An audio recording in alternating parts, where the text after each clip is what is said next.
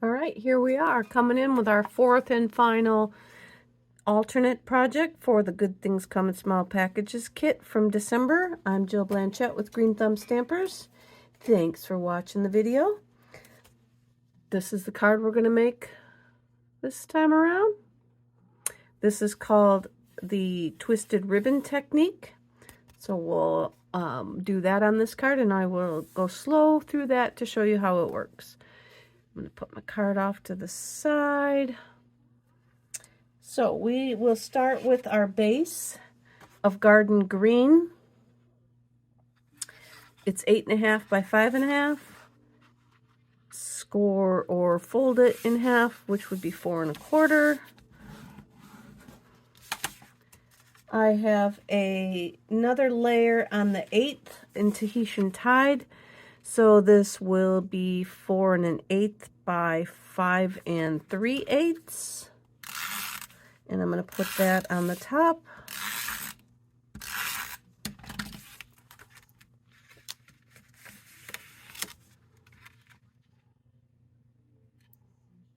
And see if I can stick that there. And then I have a layer of Calypso Coral that I ran through an old folder of music notes called Merry Melody.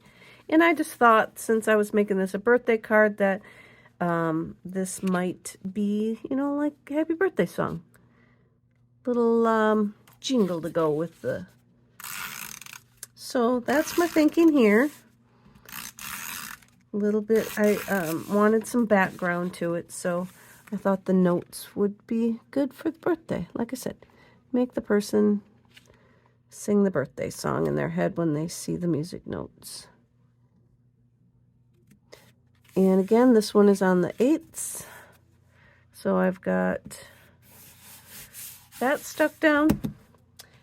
I've got a piece for the inside that's 4 1/4. Why do I always say that? It's 5 1/4 by 4. And we can glue that to the inside when we get there. I guess I could do it now while I've got it in my hand. Did I do any stamping? Nope, I just made it plain white on the inside. You could layer a little smidge of the paper that's left from what you're going to cut up here, or another piece from the kit just to stick on the inside. There isn't really any stamps that are designs in this. It's all words. So now for the twisted ribbon part, which is this part over here, we have a 2 1/4 inch by 5 1/4 inch piece of paper, and that's going to go, we want it to go from the top to the bottom. Now we need to make some marks along the edge of the paper. So you can get out your cutter or whatever you would use to make your marks with. I'm using my cutter, and then I'm going to put my paper over at just about 1 inch so that I can line it up, and I've got a little bit sticking out the edge. So I want to make a mark every 1/2 of an inch because that's how wide my strips are. So however wide your strips are is how wide you need to make your little tick marks. So I'm going to go 1/2 inch, 1, 1 1/2, 2, 2 1/2, 3, 3 1/2, 4, 4 1/2, 5. And so now you're going to see I got a little tiny bit left down there at the 5 1/4, but that's okay. We'll deal with that when we get there. So then you want to turn your paper around and do the same thing. Just have a little tiny bit sticking out, and then you're going to come through and make your marks. Now because my paper is an odd size, I'm going to start my 1/2 inch down at the bottom. So then I know that it's going to match all the way up. So I'm going to pause you while I finish my marks, and I'll be right back. Okay, so I have my marks on there. We are ready to begin. I used the box wrapper that had the confetti and the stripes on it. And if I didn't say it already, you want to make sure that the width of your strip is the width of your tick marks. which I'm pretty sure I told you that, but that's key here. So now we're going to start with our, I'm going to call it dullest, most subtle paper. It's going to really show the ribbon look if there's a contrast between the two different papers that you're using. So I'm going to start. The subtle one should go on the bottom. So I'm going to start layering my little ribbons pieces, and I'm going to start up here, and I'm going to go to the corner. So I'm starting at my first tick mark. Good rule to remember, when I was trying this before, I was getting my white spaces down the center, so that was my indicator that I was putting them on wrong. You want your white pieces, your little triangles, off on the edge. So we're going to go like every other. So, and then we're going to go from the edge down to the tick mark. So I'm going to pause you while I put all these on. You see what I'm doing here. I'm putting the paper on, and I'm coming down to the tick marks. Let me finish this row. Now this last one I'm doing here is in that little space where there's not going to be really enough room to do another full one. So we'll start with that, and we'll come down to the tick mark, and then we'll just trim that off. Okay? And then we're going to go back up to the top, and we want to cross over each of these pieces. And I already accidentally put the glue on the back of this one, so we'll start with this. So we're going to put our paper down and then come up and cross over. We're gonna do the same steps all the way down. Put our paper on and cross over. So we're basically crossing each piece to finish off the twisted ribbon idea. Put our paper on and go up. So I'm going to pause you for another second. And now I've worked my way all the way down. You're going to pick it up. And here's where you want your yucky scissors again. And we're going to come in and we're going to cut all these off. Or let's try our trimmer. I'm going to trim these off.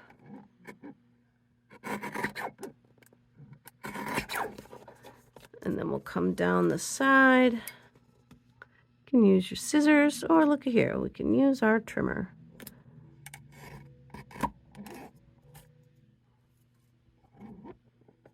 Goes way faster, just making sure that I'm getting all the way up there to the white part. And it's not really going to show if you got a little tiny bit that was missed, because we're going to mount this. So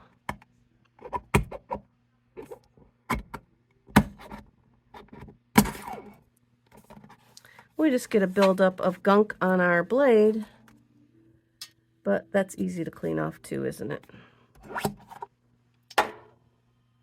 So now that we've got it all cut off, we're going to go ahead and mount this on a piece of Blushing Bride that should be 2.5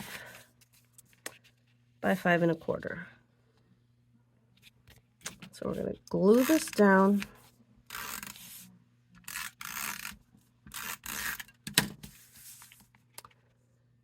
Center that on our paper.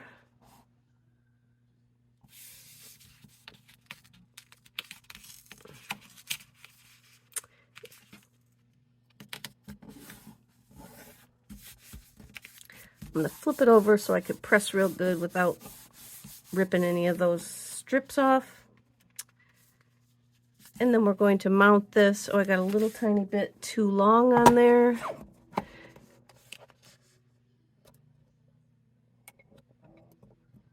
Let's trim that down. because it will stick up over the top. And then we're going to glue this down to the center of the card. Flat. I'm going to glue it flat.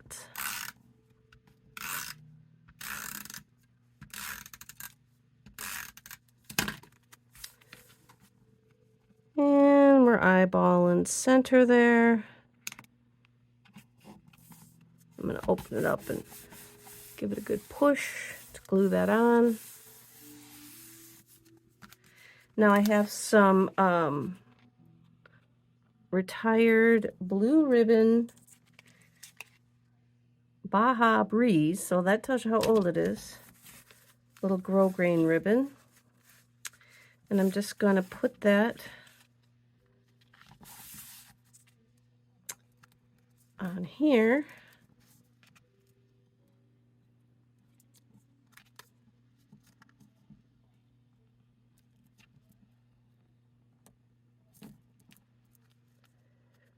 Like that. I cut it off a little longer right now, so I make sure it's get it where I want it. Sometimes when I have to move my ribbon, I kind of bend the card a little bit. That gives the ribbon a little bit of slack so that you can slide it around. There's your little tip for today. And there we go. I'm going to pull that tight. I'm going to cut it off. And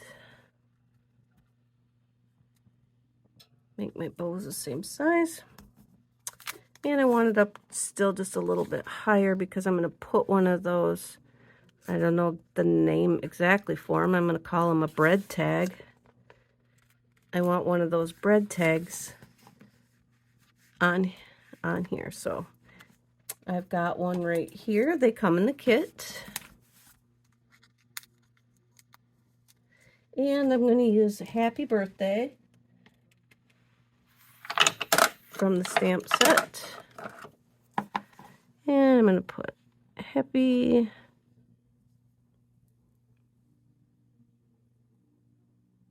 Birthday on the same stamp or same block. And move it over a little bit. That looks pretty good. I've got my garden green. Ink that up. Find my... And I'm just going to stamp that down on there. Happy birthday.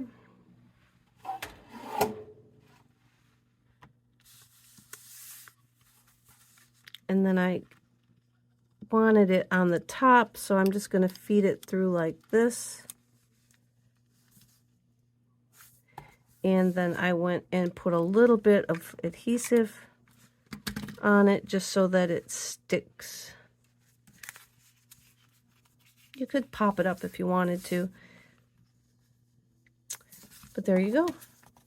I got this ribbon going the other direction, so you could always turn it when you tie it and it'll make the ribbon go the other direction. But there you go, everybody. There's our fourth and final card from the kit for December. And I'll look forward to being back with you when we get our January kits. Bye, everybody.